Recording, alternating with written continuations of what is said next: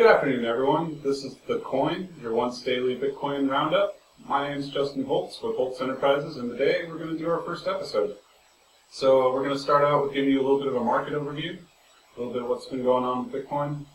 We're going to cover a couple of news topics that are Bitcoin related, and we're going to tell you a little bit about what we're doing as a business to, get consumers and businesses ready for this whole Bitcoin revolution.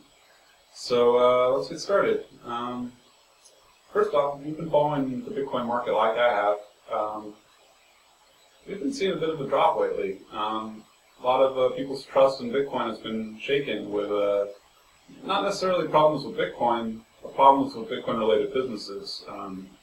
Pretty much starting off with the whole Mt. Gox, database getting leaked, including, I'm sure you can probably find my username and password out there somewhere. And also the My Bitcoin e-wallet having almost half of its funds hacked and lost. And then we hear that this third largest Bitcoin exchange, Bitomat, having its Bitcoin wallet lost. Just a lot of people having their faith shaken, which pretty much sent us down into the single digits, which had a lot of people worried, including myself. We've sort of bounced back from that, from $5 or $6 per Bitcoin, and we're back up to around 11 at the moment. So things are looking up.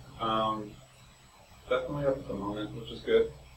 Now, if we move on to our news, transitions perfectly into the whole. If you haven't heard, Mt. Gox recently purchased Bitomat. The exchange that lost all of its customers' Bitcoin. If you didn't hear about how that happened, they basically have their computer, their server running on Amazon's cloud service.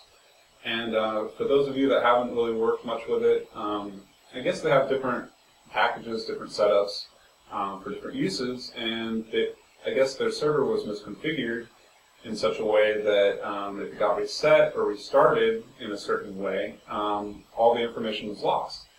I guess their administrator was inexperienced or didn't read the fine print, but once the wallet is lost, there's no way to get the Bitcoin back, which really sucks. And the worst part is, I guess they had been backing stuff up, but all the backups were on the computer that was lost. So I'm not sure what the logic was there, but the good news though is with Mt. Gox acquiring this now defunct Bitcoin exchange, they promised to cover all of this loss and return all of its customers' Bitcoin, which is huge. It's great that I didn't have any coin that were lost in this whole debacle, but it definitely shows that there are companies out there that are willing to pretty much put their money where their mouth is, and they know that this is this definitely shook some people's trust in Bitcoin, and it's not all that much money. Something probably in the neighborhood of $150,000, which for a business probably isn't all that much, but it's just a really generous offer for them to do, which I really approve of. But next, if you haven't checked recently, the site weusecoins.com, popular one to point someone to if they're not used to or familiar with Bitcoin, has recently set up a WebGL visualization, a globe, if you will, of where people are that are using Bitcoin. Not really much use for it, but it still is nice to actually go through and be able to see where the majority of people that are using Bitcoin are. I haven't been on there recently, but pretty much the U.S., Europe, and Russia are the popular places at the moment, which shouldn't be a surprise to anyone. The next thing on our list of news articles is probably a good couple of months ago when I first found out about Bitcoin, there was someone out there talking about a Bitcoin ATM. Pretty much buying an old ATM or something off of eBay and retrofitting it so that it would accept Bitcoin. I guess it's become a reality now. The guy just posted a video. I'll include it in the show notes. But I guess he's selling these Bitcoin ATMs now, or leasing them, or however he's doing business. But instead of actually allowing you to go from Bitcoin to cash, it's vice versa at the moment. You can put in cash in the machine and get Bitcoin back on your cell phone or your PC at home, or since my Bitcoin got taken down, that there's not really another e-wallet at the moment. But if you had an e-wallet, you can transfer it there, which is always good. It's good that there's a real world way to get Bitcoin now. And the more of those we see, the better it'll be for the Bitcoin economy. So it's always a good thing.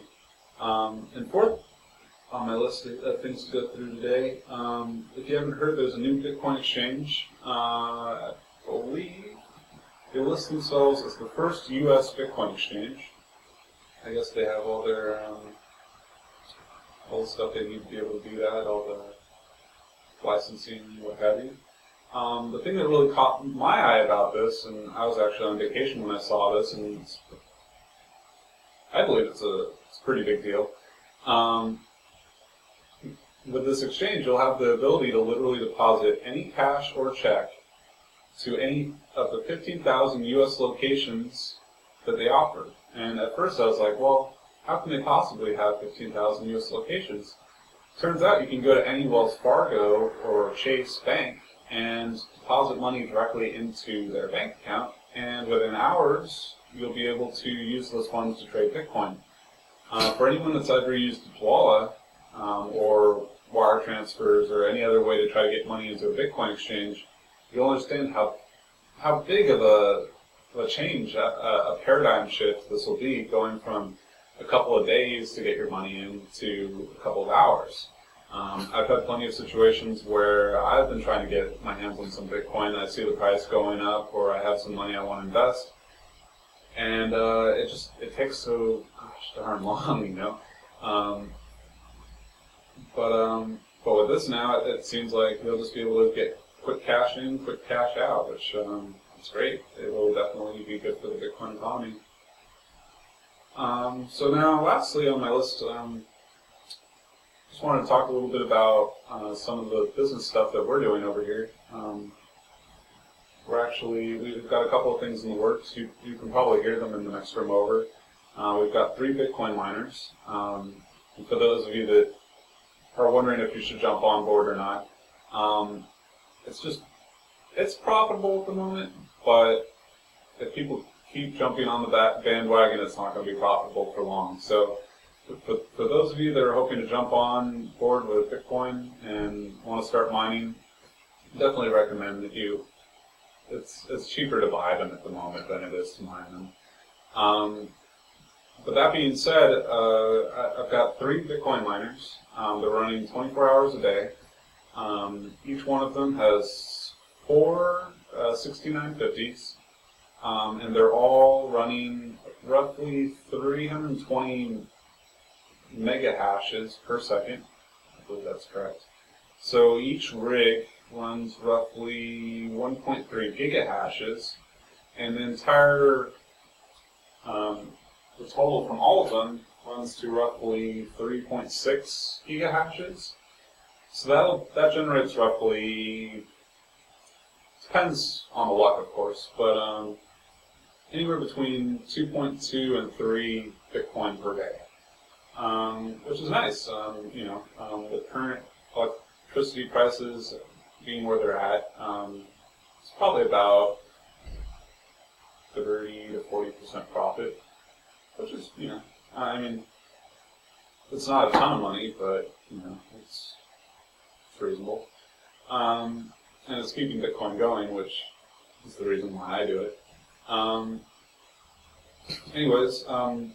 main project at the moment are these point-of-sale devices that we're going to be start producing soon.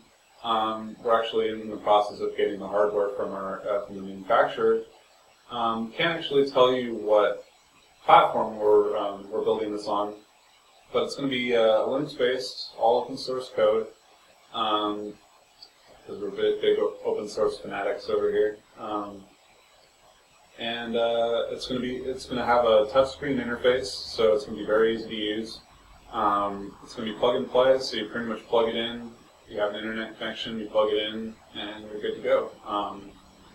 And of course, I'm going to provide all the technical support and the expertise needed to help the businesses get set up and keep these devices up and running and bug-free. So yeah, that's pretty much what our business is up to.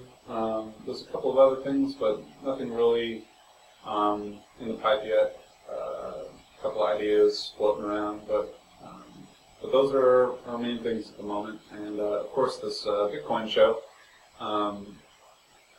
which we're always happy to take donations. We have a Bitcoin address on our website, holtzenterprises.com. You can also find out more information about what we're doing there. We try to post important stuff on Facebook and Twitter. Although it's still just me at the moment, so it's really whatever I can keep up with. Also, you can contact me via my email at jholtz@holtzenterprises.com, and also by phone. Not sure if I put my phone number up there yet, but it's actually no, I don't put my phone. No, I don't want to spam phone calls. We'll just cut that. But I